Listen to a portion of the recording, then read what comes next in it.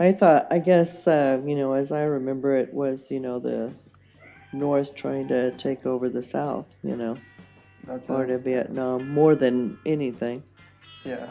you know, taking away their rights, killing them.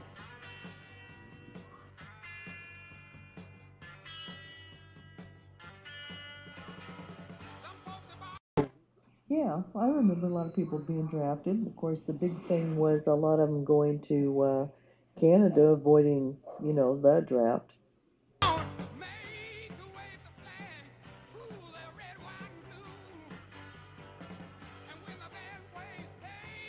Yeah, I do remember seeing it on the news, you know. I guess I don't remember being in any town where I personally experienced it or actually seeing the people in person, but I do remember seeing it on the news, people protesting it.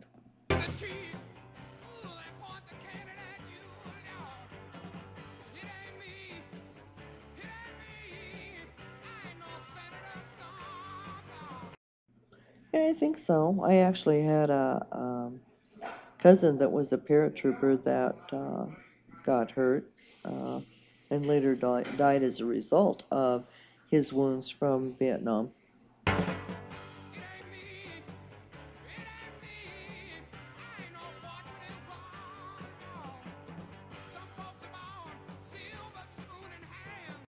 Yeah, I do remember seeing different things what was going on over there on our regular news channels.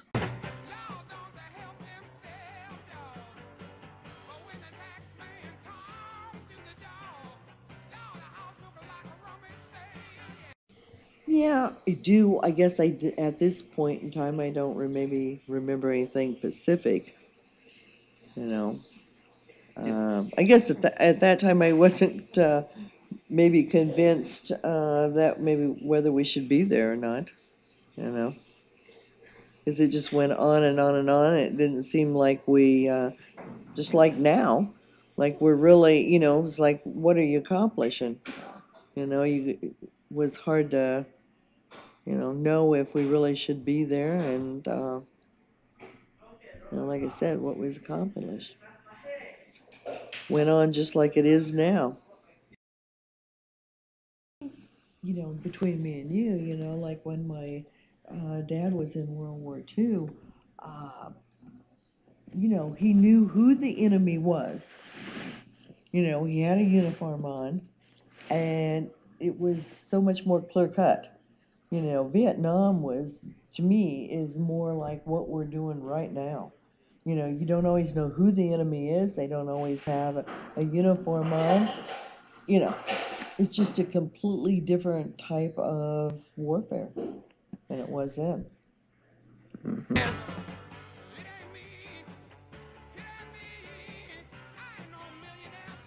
You always had to be politically correct, thinking of somebody else, whatever. How do you go into a country and fight a war and they're going to work and they're doing this and you're supposed to guarantee that none of their civilians is ever going to get hurt, that nothing's ever going to be, how do you fight a war in those kind of circumstances? Mhm. You know? And Yeah. you had the same thing. Vietnam, like I said, was a completely different war. And ever since we've had Vietnam, it's been the same thing. Any type of warfare we've had, it's been just like it is nowadays.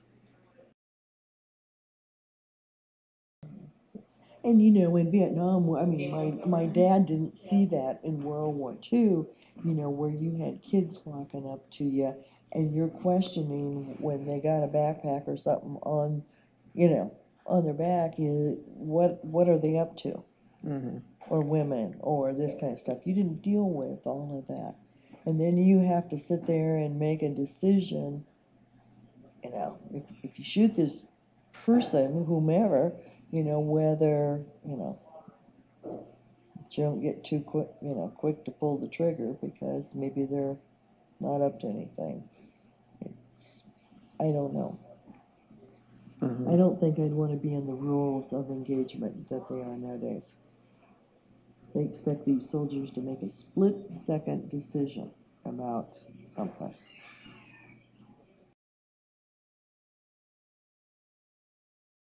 reporter following along behind them. You know, if they make a goofy, or if he thinks so, then they're up on charges.